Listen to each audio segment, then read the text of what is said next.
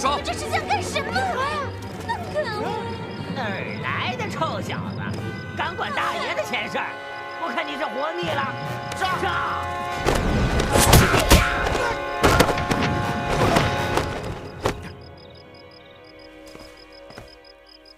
魏姑娘，你没事吧？啊，魏姑娘，你没事吧？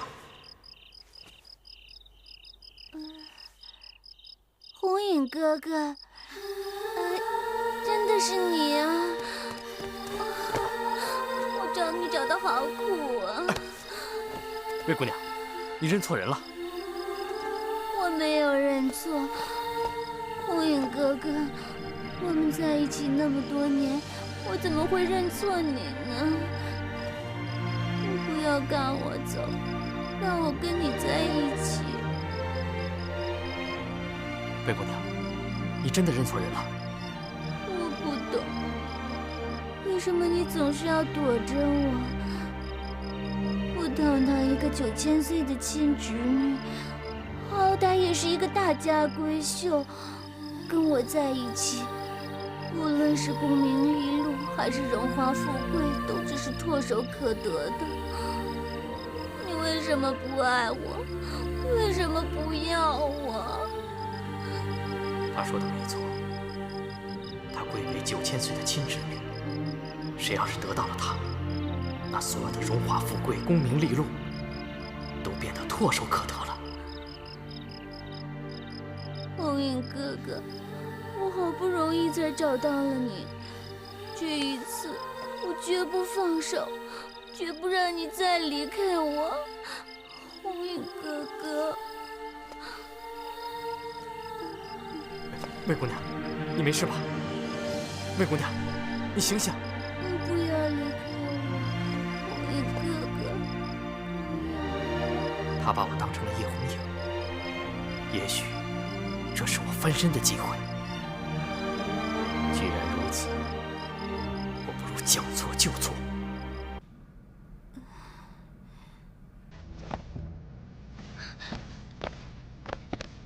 张小北，你个畜生！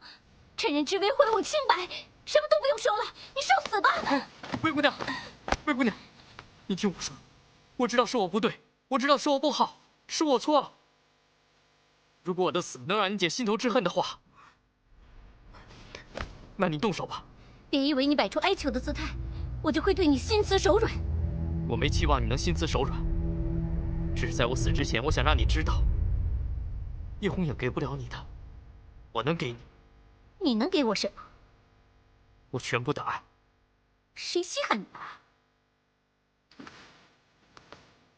我知道，在你心里只有我大师兄叶红影，你当然不会稀罕我的爱。可是我也知道，爱一个人得不到回报，是多痛苦。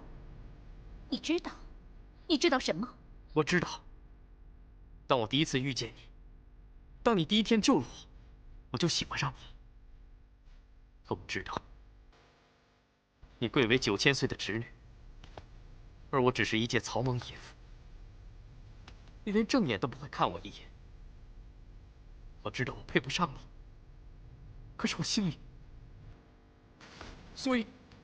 所以你就用这种卑鄙的手段欺辱我。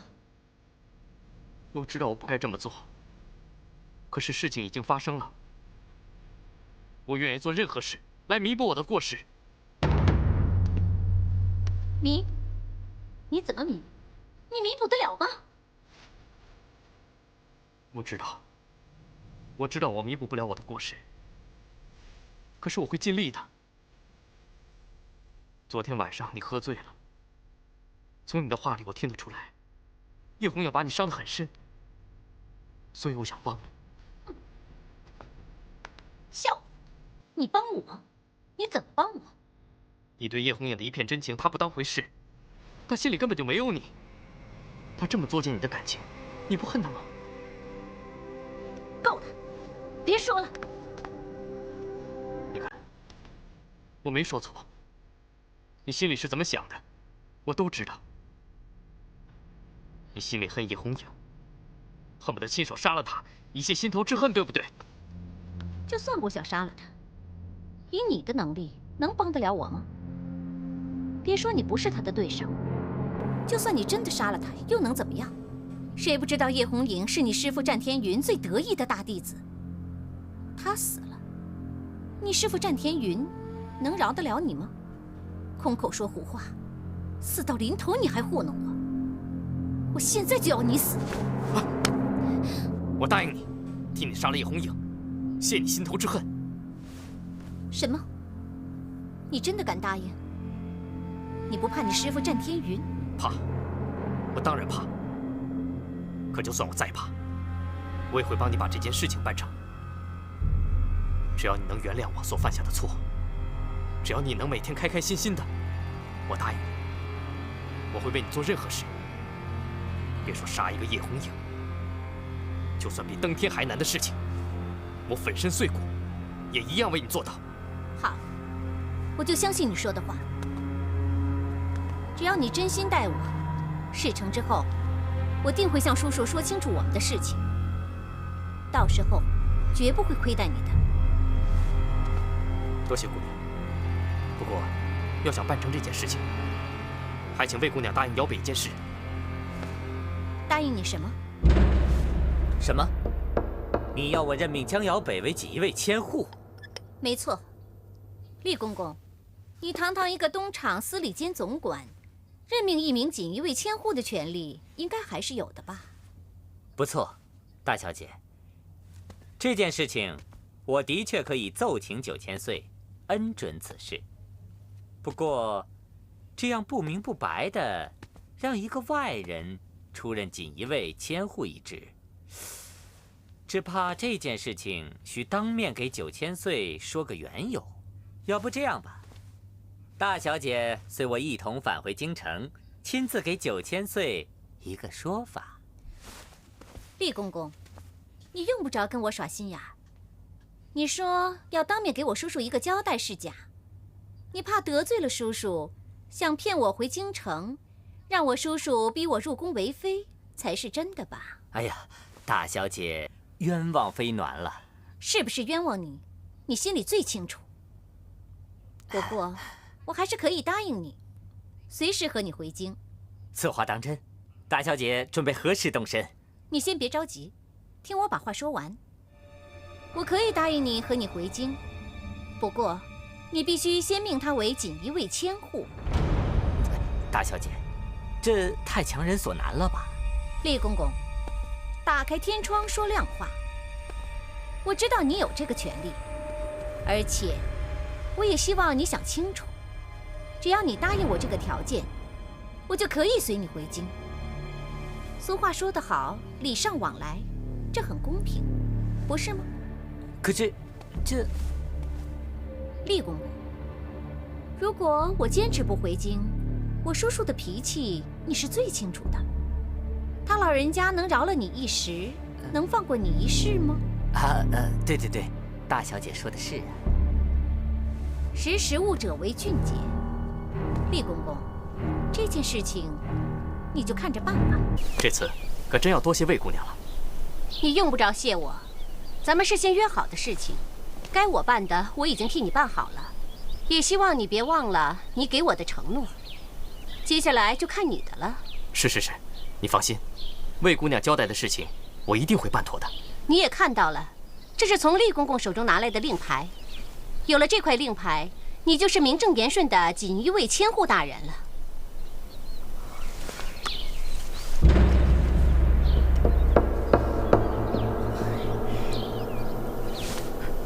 多谢魏姑娘。二师兄，二师兄，灵儿，你怎么来了？昨天晚上我就找你，一直找到现在，你到底去哪儿了？我……哼，你用不着看着我，一个大男人做了亏心事，还不敢承认吗？你胡说什么？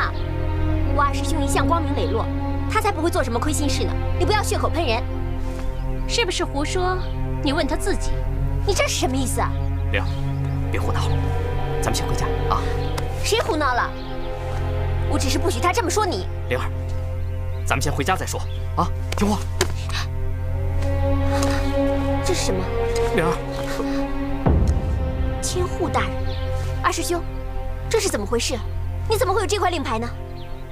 灵儿，你听我慢慢跟你解释。不，我要你现在就跟我说清楚。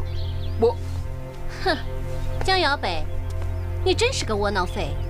战林姑娘，让我来告诉你吧，你二师兄现在已经是一名锦衣卫的千户大人了。二师兄，他说的都是真的。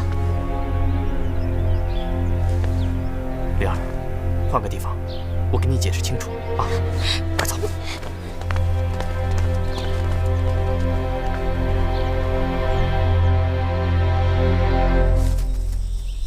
你说清楚，为什么？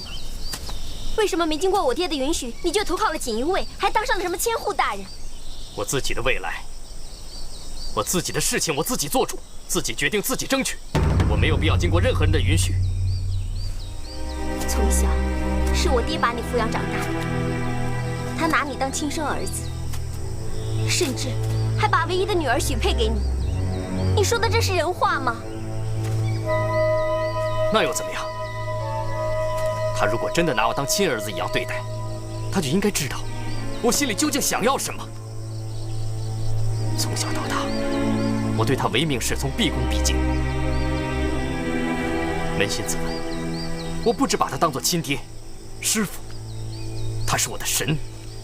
那你还说你的事情不需要我爹允许？没错。可他是你师傅啊！我没有这样的师傅。如果他真的把我当亲儿子一样对待，为什么从小到大，他把所有最好的东西全都给了大师兄呢？论武功，大师兄得到了师傅的真传，名满江湖；论功名，带他投奔神机营，当上了千户大人，还成了9000岁的义子，一路上平步青云。而我呢？我得到了什么？我只能一辈子圈在这折剑山庄，老死在这个地方。我不甘心，这不是我想要的。你怎么能这么说我爹呢？我知道，在我爹心里，无论是对你还是对大师兄，甚至其他任何一位师兄弟，都是一样的。真的会是一样的吗？哼，你也知道，师父曾经暗示过我，折剑山庄庄主的传人应该是我。可是大师兄一回来，什么都变了。不，我爹不是一个不讲信用的人，他不会变的。如果他不会变，那为什么要把人选的名字写在文书上，藏在匾额的后面，而不敢当众宣布呢？那是因为你也知道，那上面的名字是大师兄叶红影，不是我江瑶北。师父怕别人说他出尔反尔，有损他的威名，所以把人选的名字当做一个秘密藏着，不敢告诉任何人。可是我爹也说了，下个月60大寿的时候，他会当众宣布的。到时候各门各派齐聚折剑山庄，他当众宣布，庄主的位置由大师兄来继承，也就等于告诸天下，这武林盟主的位置也是由他最心爱的大弟子叶红影来继承，正好可以满足了一个做大侠的心愿嘛。之所以他不敢在大寿之前宣布，那他是怕徒弟们对他有怨言，说他偏心大师兄。师兄，这什么呀？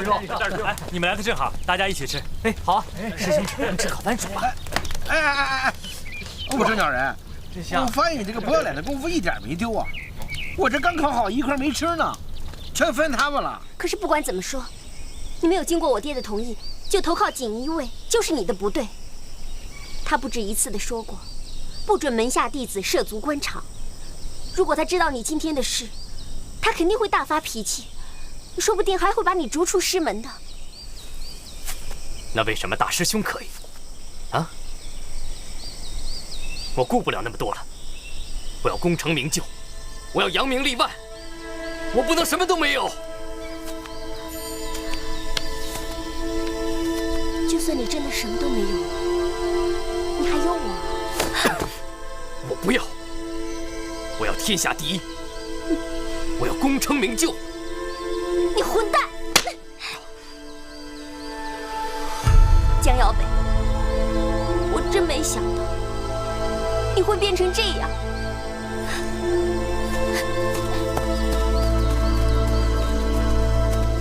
还不赶快去追！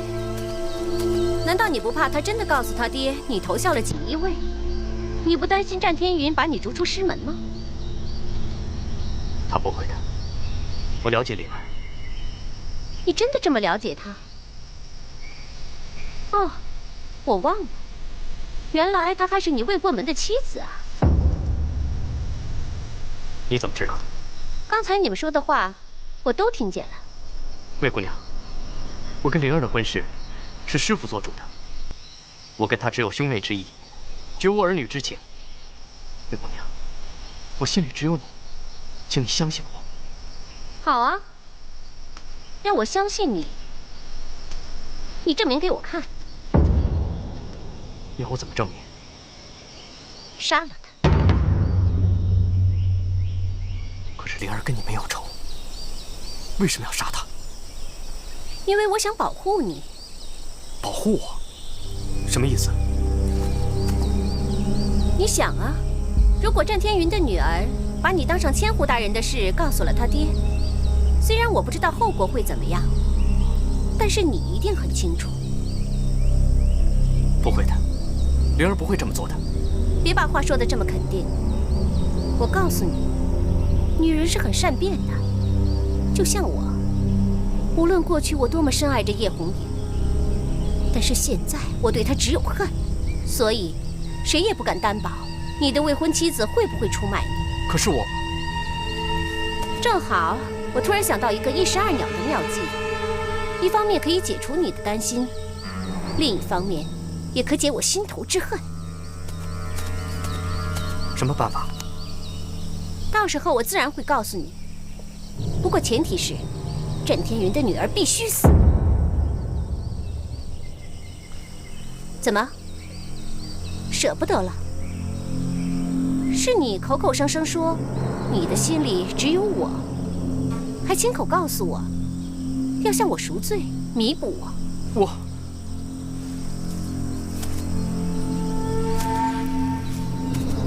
考虑清楚，我和他之间，你只能选择一个。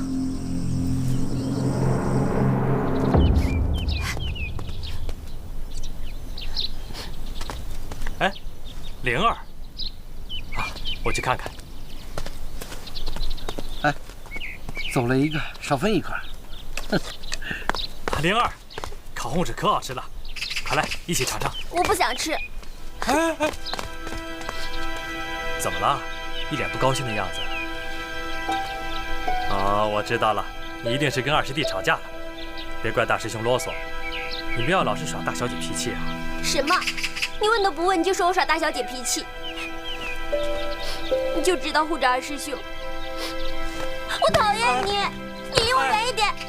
哎，战姐姐干嘛发那么大脾气啊？马胜飞，啊，他是不是又想把英雄哥哥赶出折剑山庄啊？哎，好好好，大师兄不对，大师兄错怪你了。哎，大师兄请你喝茶消消气，再慢慢告诉我，你和二师弟到底怎么了？走。哎呀，小少爷，把心放肚子里吧。庄主都发话了，咱们在这儿踏踏实实待着，没人敢进来。是啊，你们就在这儿白吃白喝吧。谁白吃白喝呢？哎呦天哪！那么烫的白薯，你不嚼就往下咽呀？放心吧，灵儿，有机会的话，我会找二师弟跟他说清楚。我根本就不想当什么庄主，我有自知之明。你看我现在愣头愣脑的样子，更何况师傅他老人家也不会放心把这么大的折剑山庄交给我呀。可是二师兄现在变得跟另一个人似的，不管我跟他说什么，他根本就听不进去啊。别生气了，二师弟一心向上，你应该祝贺他才对呀，不应该怪他。可是他投靠的是锦衣卫。锦衣卫？什么是锦衣卫啊？投靠锦衣卫不好吗？大师兄，你不知道，我听我爹说过，锦衣卫是专门给朝廷做事的，而且现在朝廷都被那些坏人把持着。那些坏人就是利用锦衣卫去杀那些不愿意归顺他们的好人。爹就是不愿意被利用，所以才辞去了朝廷里的职，告老还乡的。哦，我明白了，你是怕二师弟被坏人利用，然后又怕师傅知道了会惹他老人家生气，所以才不让他去当锦衣卫的，对不对啊？对，就是这个意思。为了不让二师兄走错路、做错事，我就不能让他继续再当这个锦衣卫。那你有什么打算啊？我决定把这件事情告诉我爹。哎，糟了，这事绝不能让师傅知道。你告诉师傅，师傅会把二师弟逐出师门的。那怎么办呀？难道你让我眼睁睁地看着二师兄去帮那些坏人杀好人吗？哎，你看这样吧，你在这边等我一下，我去把其他的师弟们全都叫来，大家一起想办法，好不好？既然大师兄这么说了，那我就听你的。哦，那你等我啊。嗯。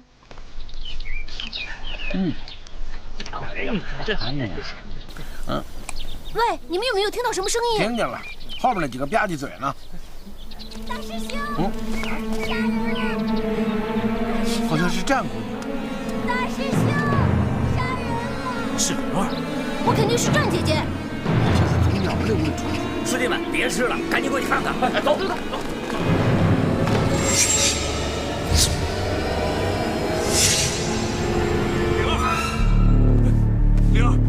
灵儿，你醒醒啊！灵儿，告诉我怎么回事啊！灵儿，小师妹，这怎么会这样？小师妹，谁杀了小师妹？怎么会这样啊？大师兄，这怎么回事啊？我也不知道啊。灵儿，你走开！二师弟，我大师兄，这是怎么回事？怎么会这样？我不知道，不是我，你们听我说，有什么话，你对师傅去说吧。告诉我，到底是怎么一回事？师傅，我不知道，我真的不知道，我不知道该怎么跟您说清楚。你还装傻？这里除了你以外，谁都能说清楚。继续说。师傅，当时我和师弟几个在花园里，突然听到大师兄的房间传来小师妹的声音，她喊着“大师兄杀人了，大师兄杀人了”。我们赶到大师兄的房间里，就看到小师妹她已经死了。除了你们几个，还有谁听到灵儿的叫声？当时除了我们几个，他们也听到了。对，事情的经过确实是这样，可是……好了，不用说了，你们先出去吧。是师傅。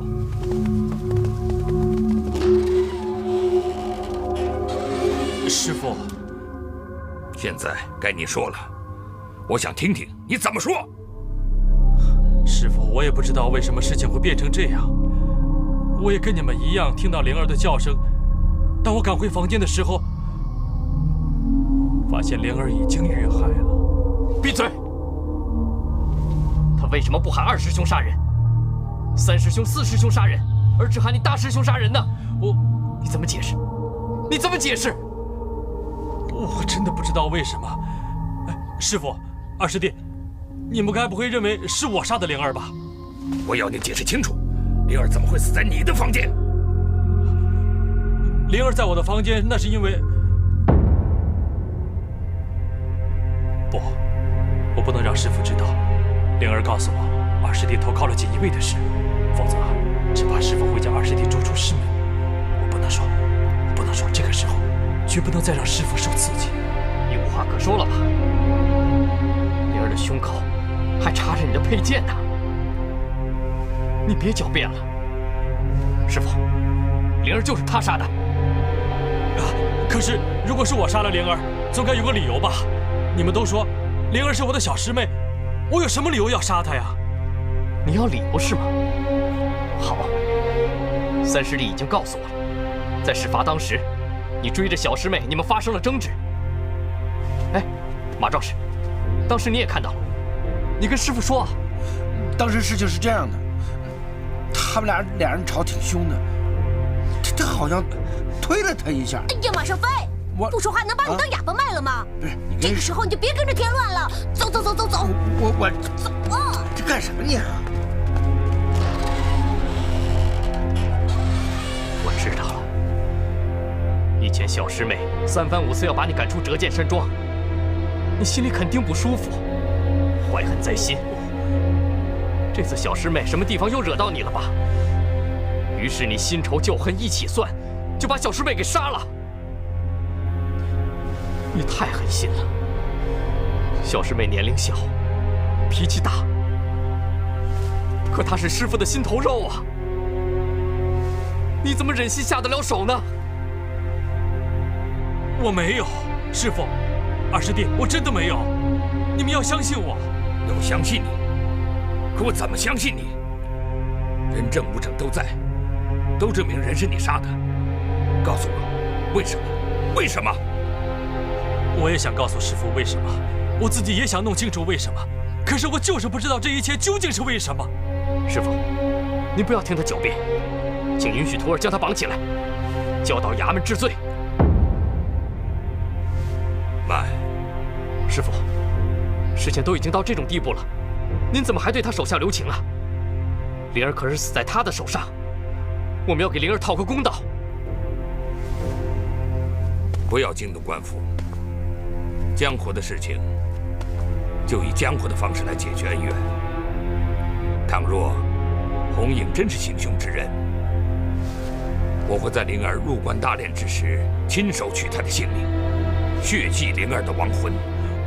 师傅，把她押到房间去，好好盯着她。是。走。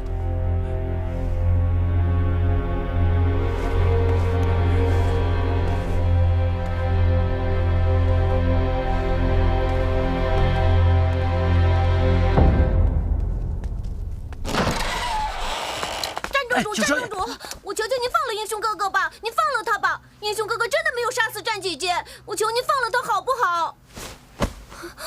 起来，起来，有什么话起来再说。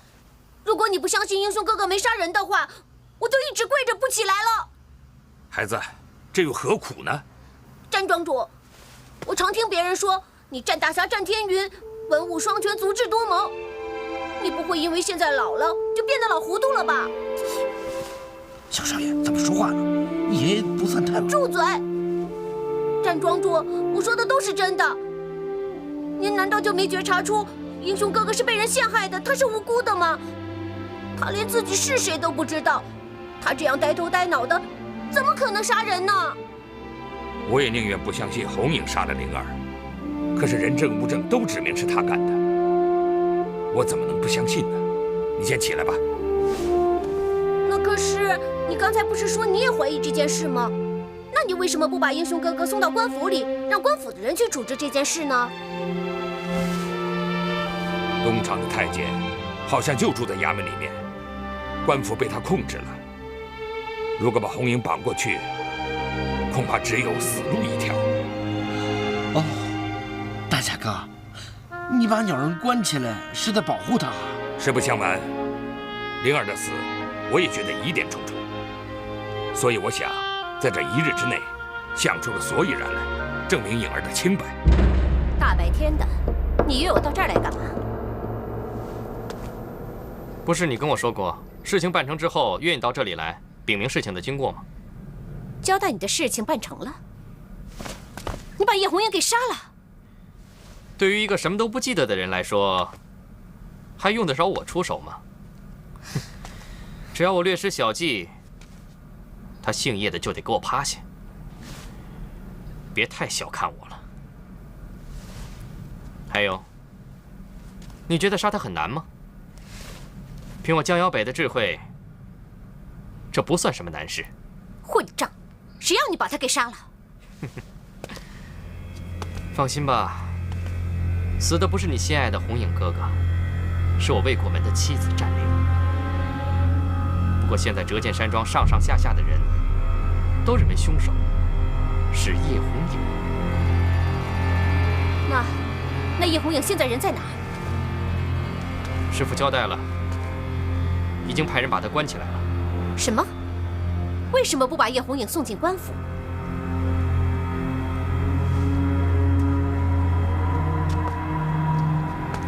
战天云果然是条老狐狸，他一定早就打算好了，如果将叶红影送进官府，必定难逃一死。可是事到如今，战天云还是相信叶红影吗？难道他另有打算？不管师父相不相信他是凶手，还是师傅另有打算。总之，叶红影这次是跳进黄河也洗不清了。对了，今天约你来，还有另外一件事，不知道魏姑娘下一步有什么打算？下一步，我要你安排我和叶红影见一面。不管我怎么冥思苦想，还是想不通，到底谁杀了灵儿？灵儿从来没有跟任何人结怨，可是这个凶手非要置灵儿于死地不可。那，如果您一直想不出来到底是谁杀了战姐姐，您会不会把英雄哥哥一直关在房里啊？当然不会。那您会放了英雄哥哥？如果找不到证据证明他是清白的，1日之后，我还是要他血债血偿。可是，您刚才不是说了吗？您也不相信英雄哥哥杀了人，万一你杀了英雄哥哥，冤枉了好人怎么办啊？可是现在所有的人都认定他是凶手，如果我不秉公办理，今后让我战天云怎么服众啊？那照您的意思是说，要救英雄哥哥唯一的办法，就是证明他是清白的，证明他没有杀人，对吗？是。我也不希望亲手结束他的性命，我也希望能找到线索，证明红影跟灵儿的命案无关，否则我就要大义灭亲。我不想看到灵儿白白的冤死。好，您等着，我一定想出办法，在1日之内找出英雄哥哥没有杀死战姐姐的证据。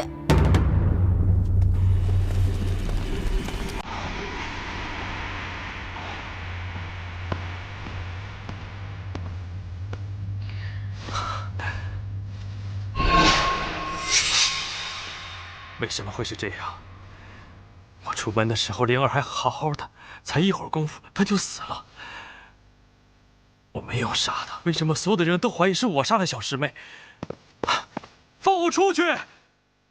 我没有杀人，我真的没有杀人！放我出去！我要跟师傅解释清楚，师傅他一定会相信我的。你这个人面兽心的畜生，说什么都不会有人相信你的。师傅已经说了，等到灵儿入关大炼的时候，就是取你主命血祭灵儿的时候，等着受死吧。快点儿，我们只有1天的时间可以证明英雄哥哥是清白的。不走了，哎呀，这身袭人的衣服快把我闷死了。小少爷，下次你能不能换点新招啊？别那么多废话了啊！我们得赶紧找那个捕快，帮我们找出真正的凶手是谁啊！快起来吧！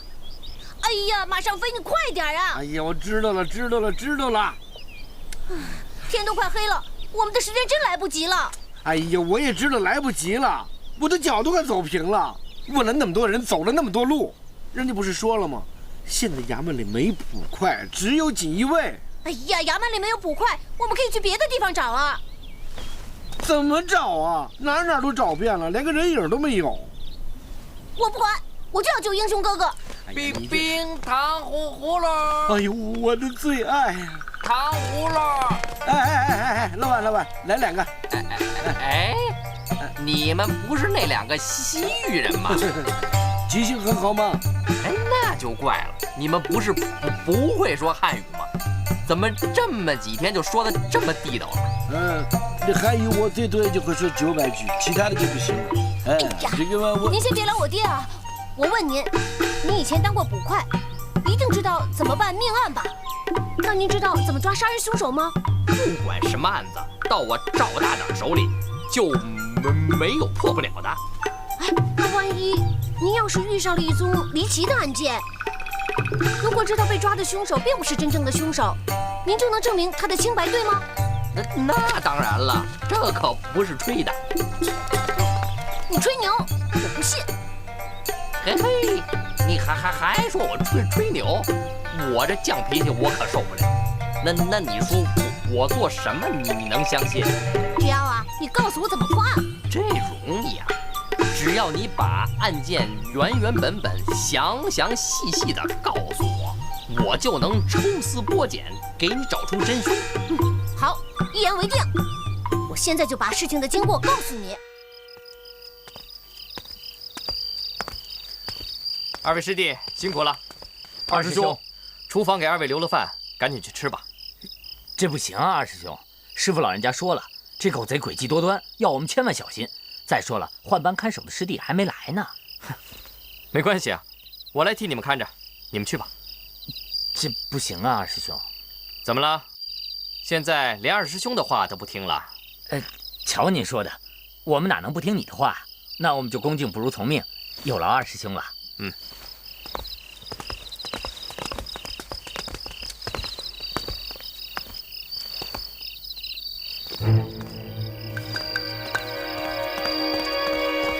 怎么样？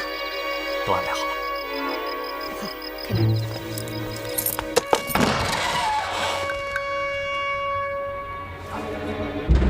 你是？怎么？见到我很吃惊吗？你装什么傻？难道你就没什么话要对我说吗？那么姑娘觉得我应该对你说点什么呀？我知道，那天我那么对你，你一定很恨我，也有理由恨我。也许我们真的没有什么好说的了。对我？什么那天这天的？姑娘，你说什么？我听不明白。怎么对你？我要你死！叶红影，你为什么不躲？我不会躲。你武功那么高，怎么不会躲？我真的不会。姑娘，你能不能告诉我，为什么要我死啊？事到如今，你还在装傻？难道过去你给我的伤害、给我的痛苦还不够吗？姑娘，我们根本就不认识，我怎么会给你伤害和痛苦呢？叶红影，你……过去我们在一起度过了那么多岁月，你居然说不认识我？我们度过了那么多岁月。哦，师傅跟我说过，小时候我有个玩伴一起长大。啊，你就是冬晴。你把我当成杨冬晴了？难道不是吗？我们从小一起长大，你就是在梦里叫我洗手的那个小女孩。詹庄主，我求求您了，您再给我和马尚飞一个机会吧，让我跟马尚飞学一学当时战姐姐被杀的情形。我保证您看了之后，绝对不会认为英雄哥哥是杀死战姐姐的凶手。行了行了，你们不要瞎胡闹了。大侠哥，你心里难受，我知道。其实你们家里的事儿，按说我们不应该管，但是我们只想把事情的来龙去脉让你知道的更清楚一点。詹庄主，我求您相信，我跟马尚飞真的没有胡闹。我们为了这件事情，费了九牛二虎之力找到一个高人，这个人神机妙算，破案无数，他还教了我好多绝招呢。詹庄主，我真的有把握证明英雄哥哥不是杀死战姐姐的凶手。您不希望您的女儿就这样不明不白的死了吧？您也不希望您的大徒弟就这样不明不白的背黑锅了吧？那您就相信我吧，我求求您相信我吧，我说的都是真的。好吧，好吧，既然你们俩都执意如此，请便吧。谢谢詹庄主。马尚飞，你来演战姐姐，我呢就来演杀人的大坏蛋。好。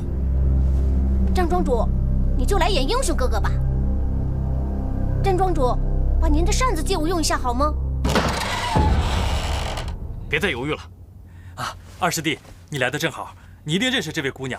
你告诉我她的名字是不是叫杨冬晴啊？是，你说的对，我就是你梦里的那个小女孩杨冬晴。什么？你真的是冬晴？是我是冬晴。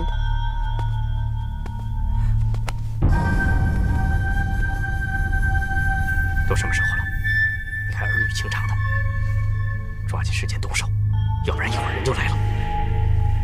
我可警告你，到时候可别怪我翻脸不认人。我在门口给你看着，赶紧动手。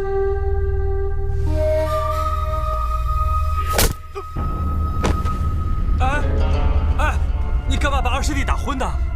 红影哥哥，这件事情我一时半会儿跟你说不清楚，你先跟我走。走去。哎，詹庄主，我们开始了啊！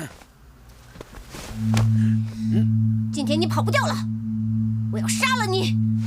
大师兄，杀人啦！大师兄，杀人啦！詹庄主，您听清楚了吗？刚才马上飞是喊的：“大师兄，杀人了！大师兄，杀人了！”您记住了吗？好，这次我当英雄哥哥，你还是当战姐姐。你怎么老让我当女的呀？我让你当你就当嘛。战庄主，您看清了啊！哼，我要杀了你！大师兄杀人了！大师兄杀人了！战庄主，这两种形式都不一样。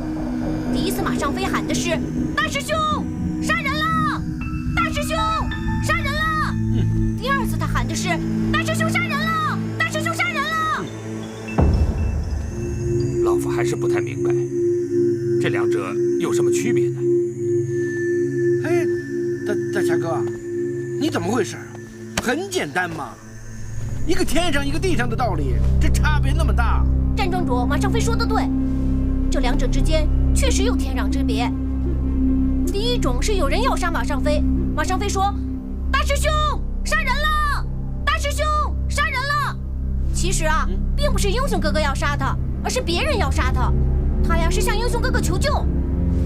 第二次，小少爷来说啊，小少爷装成鸟人，拿着刀面对我，我喊：“大师兄杀人了！大师兄杀人了！”战庄主，您现在明白了吧？如果战姐姐看到英雄哥哥真的要杀她的话，她就会喊：“大师兄杀人了！大师兄杀人了！”可她不是那么喊的，她喊：“大师兄杀人了！”其实啊，她是在向英雄哥哥求救。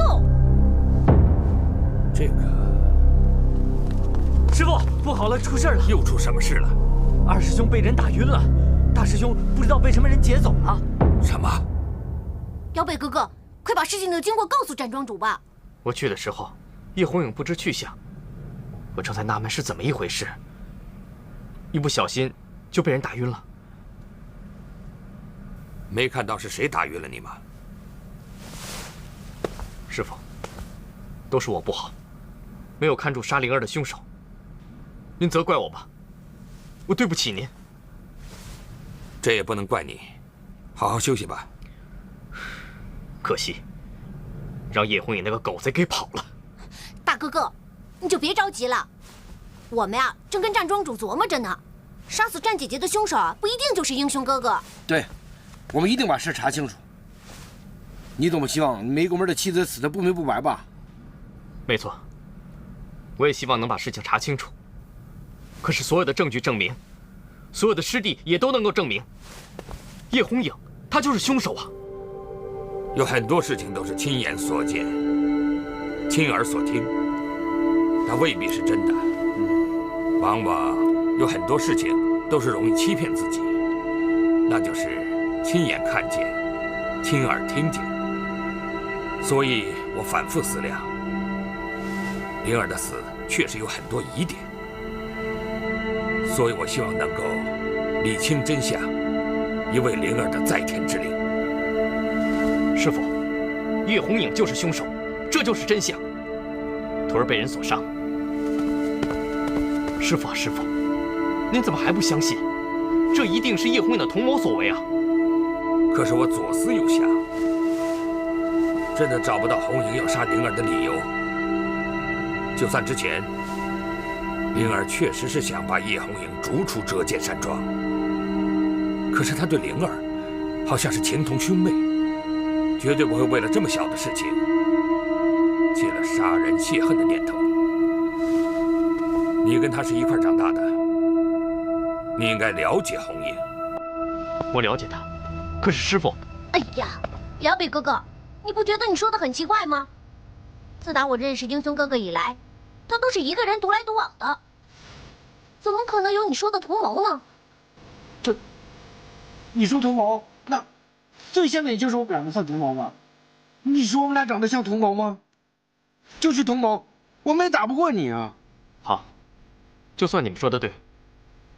可是叶红影畏罪潜逃，这怎么解释？啊，这就是事实啊，师傅。红影失去了记忆，空凭双手，想同时暗算你们两兄弟，这绝非容易的事情。师傅，都这个时候了，您怎么还相信他？我只相信事实，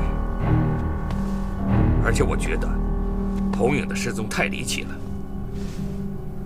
你把昨晚发生的事情原原本本再告诉我一次。是师傅。进去吧，你进去，快点！小少爷，还亏得你还是读圣贤书呢，这死者为大的道理你不会不明白吧？人家好好的在那躺着，你吵醒人家，万一站起来怎么办？这是对死者的不敬。你就别跟我耍心眼了。什么叫对死者不敬啊？你那点心思我还不知道。你只是胆小鬼，没那个胆儿。切，小看人！你别说他躺着，他现在站起来，我能怕他吗？我是个男子汉。那行，你说你不怕的啊，咱俩一块进去。行，有本事你先进。切，我先进就我先进呗。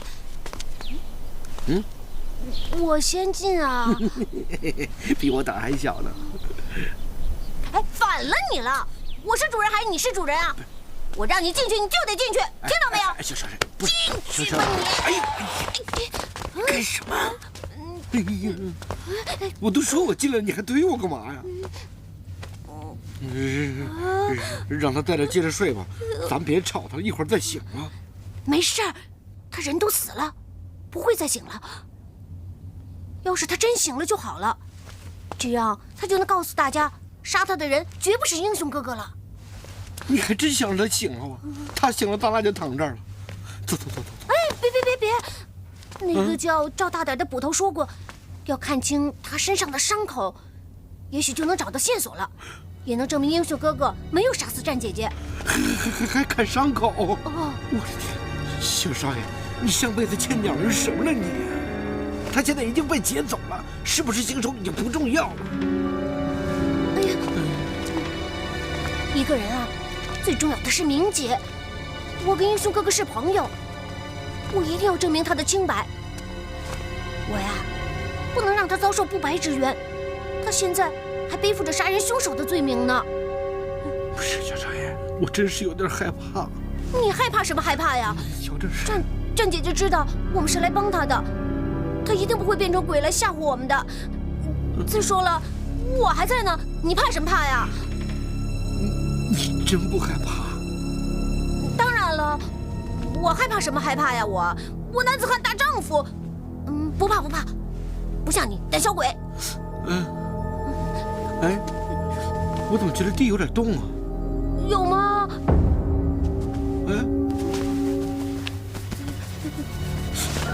小少爷，你脚怎么直哆嗦呀？我冷行吗？我冷。其实我比你还冷。小少爷，咱们不在这儿，咱赶紧出去行不行啊？不行，反正来都来了，不能半途而废。对了，咱们去看看战姐姐的伤口。快去看看！你非把我废在这儿。去呀！快点儿！哎呀，快点！快点！你看看他身上的伤口。看伤口。小少爷，干嘛？你把左手给我。不许跑啊！我负责撩，你负责看。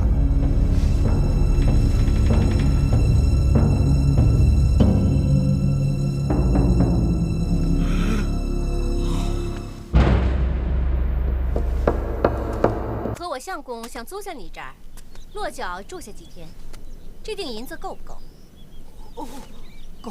够，太够了。姑娘，你和相公在这儿愿住多久住多久。老婆子，快去给二位弄点好吃的。好嘞。不用了，其他的我自己来就行了。你们出去找个地儿住着吧。没有事，别来打扰我和我相公。还有，不管任何人问起，绝对不能让人知道我和我相公住在这儿的事。放心。放心。那我们就不打扰二位了啊。走。走。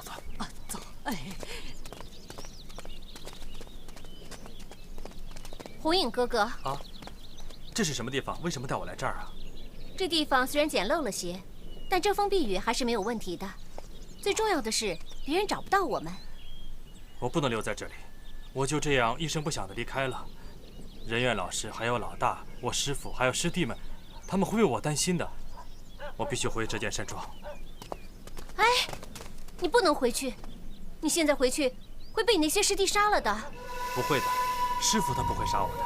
可是你别忘了，这次死的人是你的小师妹，而且所有的人都一致认定是你叶红影杀了你的小师妹。我知道，从小到大你师父一直对你很好，就像亲生儿子一样。可是这次死的是他的亲生女儿，你认为你师父会放过你吗？可是真的不是我杀了小师妹，冬青，你说我们两个从小一起长大，就算别人不相信我，你也一定相信我是清白的，相信不是我杀的小师妹，对不对？信，我当然信。就算所有人都不相信你，我也会相信你的。真的？当然真的。红影哥哥，你记着，在这个世界上，真心对你好的人，只有我，再没有别人了。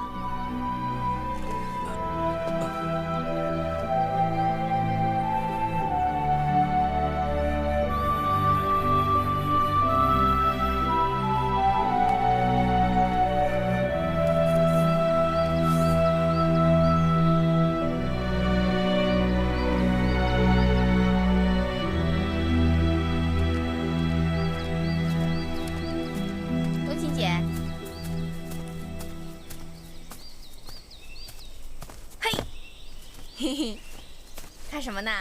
哦，看手镯呢。又想我姐夫啦？别胡闹。没胡闹。你看吧，我想我相公呢，我就敢说出来；你想我姐夫呢，你怎么就不敢说呢？哎呀，别害臊啦！越说越没正经了。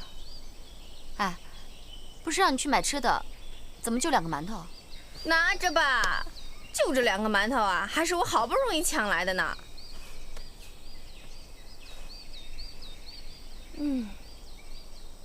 冬青姐，我们还要走几天才能到啊？2、3天吧。太好了，这一次我见到我相公，我就再也不跟他分开了，我一定逼他把我明媒正娶了。嘿嘿嘿嘿。那你跟姐夫的事情也总该有个交代了吧？交代？我会好好处理这件事情的。哎呀，我真搞不明白你们小两口到底是怎么想的，一见面就打打杀杀的。不是说已经定过亲了吗？怎么还这样啊？你要不好意思问，我就去替你问。他要敢不把你给娶了，我就把他给……好了，艾迪，现在烟尘当道，贼子无辜，我还没有这个心思。冬青姐，我每次跟你说这件事情，你都说那些我听不懂的。我只是希望冬青姐你能跟我一样，找到一个心爱的相公，然后啊，能开开心心的过每一天。你看清楚了吗？战姐姐身上的伤口真是这样的。是这样的。哎，你什么意思啊？小看人呐！我马上为办事什么时候错过？再说这个刀口朝上还是我发现的呢。你想想你当时被吓那个样子，切！好好看看啊。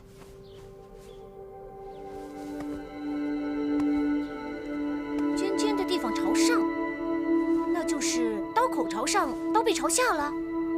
哎，你又琢磨什么呢？哎呀，你别管我想什么，你帮我来试一把。二师兄，您的伤不碍事了吧？全靠师傅医术高明，给我敷上了金疮药，这一下子好多了。二师兄，你说怪不怪？这阵子咱们折剑山庄怎么遇上这么多事儿啊？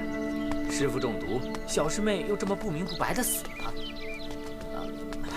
我知道二师兄和小师妹一向感情很好，不过你看事情都已经发生了，你就节哀顺变吧。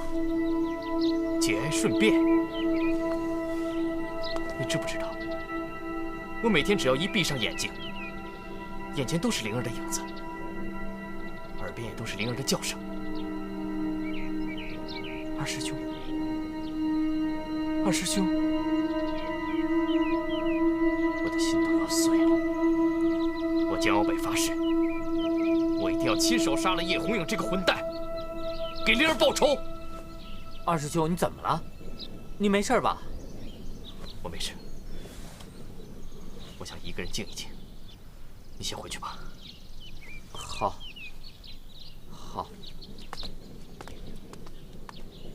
马上飞，一会儿我扔你接，千万别躲啊！哎呀，这干什么呀？跟我比刀功啊？开始什么意思啊？哎！干什么呀你？你想劈死我呀？看刀！哎！干什么呀你？想砍死我呀？干什么呀？要我命啊！幸亏我身手敏捷。2把菜刀都是刀口朝下。什么意思？我找到可以证明英雄哥哥不是凶手的证据了。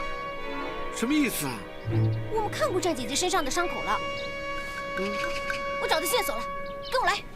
我没明白。跟我来呀！啊！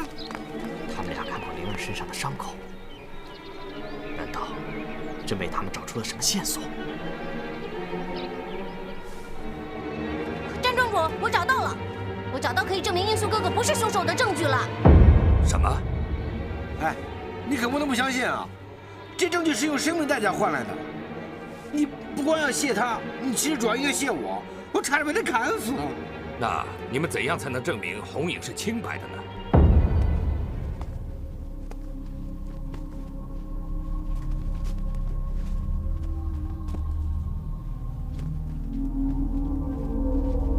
灵儿，我知道我对不起你，但是为了我的将来，我知道你一定不会怪我的。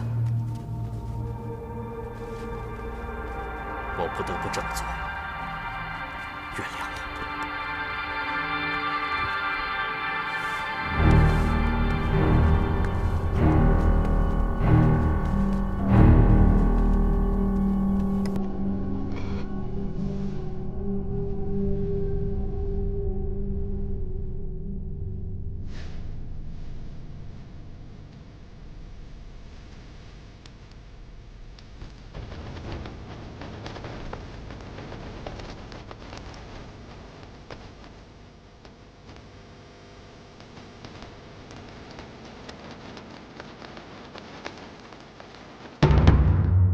不管切肉切菜，永远是刀背朝上，刀锋朝下，除非想自杀。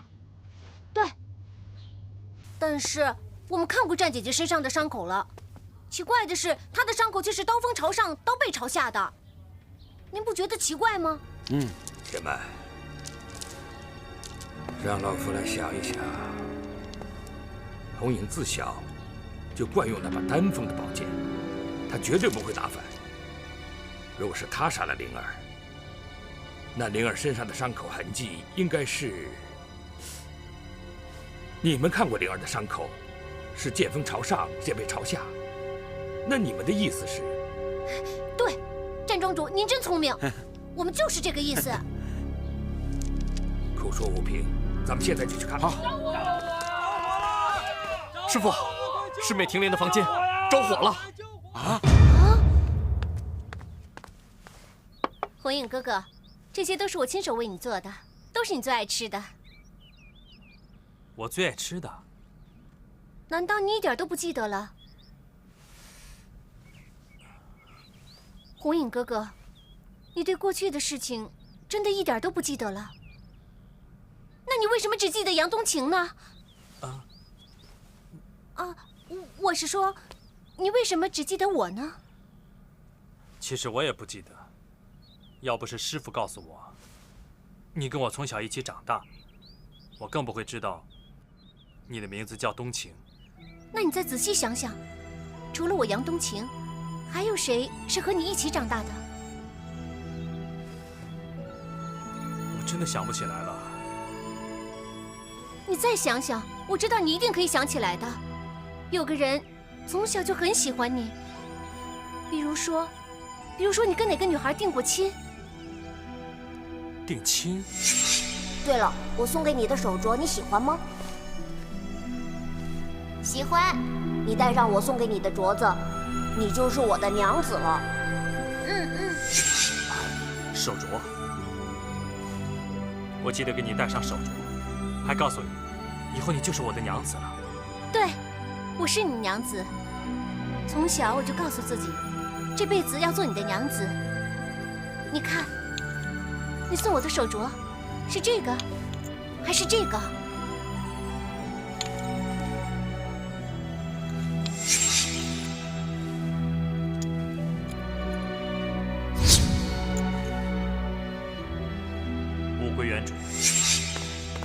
想起来了吗？我知道你一定可以想起来的。这些手镯都是你送给我的，是你亲手给我戴上的，是不是？不。什么？你说不？我记得那个手镯摔断过，是我找人相好重新再送给你的，不是你手上戴的这些手镯。你说不是？难道你不相信我？就是你梦里的那个杨冬晴？我不知道，我真的不知道。红影哥哥，我和你定过亲的，是你亲口答应要娶我的，我是你未过门的娘子。你想想。我想不起来，我真的想不起来了。你再想想，仔细想想。别逼我再想了，我真的想不起来了。我头好痛啊！好了，红影哥哥，你别想了，我不再逼你了。也许，只有你把过去彻彻底底的忘了，我们才能真真正正、开开心心的在一起。